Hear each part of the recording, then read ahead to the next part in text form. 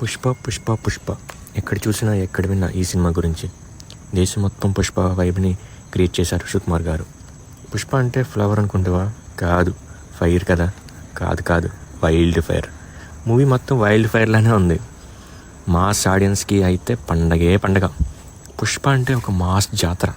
పుష్ప అంటే ఒక విజృంభణ. పుష్ప జోలికి వస్తే ఏం చేస్తాడో చూసాం. కానీ పుష్ప ఫ్యామిలీ జోలికి వస్తే మామూలుగా ఉండదు. మీరు ఎంత ఊహించుకున్నా అంతకు మించి ఉంటుంది. సెకండ్ హాఫ్లో వచ్చే జాతర సీన్ పోనకాలు తెప్పిస్తుంది. కుర్చీలోంచి లేచి కేకలు వేయాలనిపిస్తుంది. అల్లు అర్జున్ నట విశ్వరూపం కనిపిస్తుంది. అల్లు అర్జున్ యాక్టింగ్, అది యాక్టింగ్ కాదు, జీవించేశాడు. దానికి నేషనల్ కాదు, ఇంటర్నేషనల్ అవార్డు ఇచ్చినా తప్పలేదు. అల్లు అర్జున్ గంగమ్మ తల్లి గెటప్లో ఉన్నంతసేపు థియేటర్ మొత్తం పోనకాలే. అందులో వచ్చే ఎలివేషన్స్ సీన్స్కి గూమ్స్ బాంబ్స్ రాక తప్పదు. ఆ సీన్ కోసం ఎన్నిసార్లు అయినా థియేటర్కి వెళ్ళాలి అనిపిస్తుంది. పుష్ప వాళ్ళ అన్న కూతురు బయట మీద చేయి వేశాడని కొడతాడు చూడాలి. కొట్టడం కాదండి, పిచ్చ కొట్టుడు. కొడుతున్నంతసేపు ఆ కోపం అల్లు అర్జున్లో మొహం అలాగే కనిపిస్తుంది. ఒక్కొక్క ఫ్రేము ఒక్కొక్క ఎలివేషన్లా కనిపిస్తుంది. ఈ జాతర సీన్ మనం థియేటర్లో చూస్తేనే చాలా బాగా కనెక్ట్ అవుతుంది. ఓటీటీలో వచ్చాక చూద్దామని మాత్రం వెయిట్ చేయకండి. పుష్ప 2 పక్కగా థియేటర్లో చూడాల్సిన మూవీ. ఇక సెకండ్ హాఫ్లో జాతరలో వచ్చే బీజిఎం సౌండ్ వేరే లెవెల్. ఆ సౌండ్ ఉంటే ఆ సీన్కి ప్రతి సీన్కి హైప్నిస్తుంది. అందుకే థియేటర్లో చూడాల్సిన సినిమా ఇది. ఇక next major and highlight scene, mass ఆడియన్స్కి మాస్ మసాలా లాంటిది క్లైమాక్స్ సీన్. దీని గురించి ఎంత చెప్పినా తక్కువే. పుష్ప వాళ్ళ అన్న కూతురు డ్రెస్ మీద చెయ్యేస్తేనే జాతరలో పిచ్చకొట్టుడు కొడతాడు.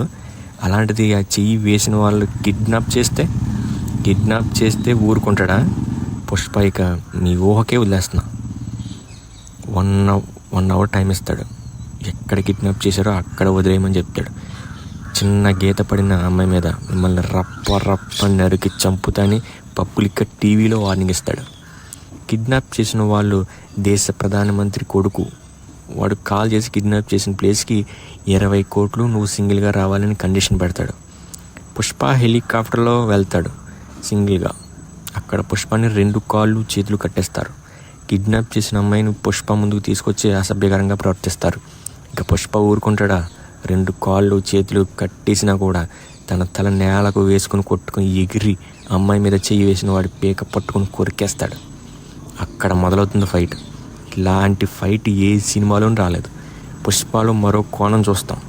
2 కాళ్ళు చేతులు కట్టినా ఉన్నా కూడా దగ్గర రావడానికి భయపడతారు. అంత దారుణంగా చంపుతాడు వాళ్ళని. అప్పుడు వచ్చి బీజం వేరే లెవెల్కి తీసుకెళ్తుంది. ఆ ఫైట్ గురించి ఎంత చెప్పినా తక్కువే. ఫైట్ మొత్తం రప్పనే. ఇంకా ఫైనల్గా మూవీ వచ్చేసరికి లెంత్ ఎక్కువ అయినా మూవీ సూపర్ హిట్ అనిపిస్తుంది. నాకైతే సుకుమార్ గారికి హ్యాట్స్ ఆఫ్ చేయాలనిపించింది. సాంగ్స్ మరింత ఊపిని తెప్పించాయి. సినిమాకి బ్యాక్గ్రౌండ్ స్కోర్ చాలా బాగుంది. స్క్రీన్ ప్లే కూడా బాగుంది. పుష్ప శ్రీవల్లి కెమిస్ట్రీ బాగా వర్కౌట్ అయింది. ఓవరాల్గా నాకు మూవీ చూసాక సూపర్ డూపర్ హిట్ అనిపించింది. This is the review of Pushpa 2. Thank you for watching. Please do subscribe. ఇలాంటి మోర్ వీడియోస్ నేను చేస్తూ ఉంటాను.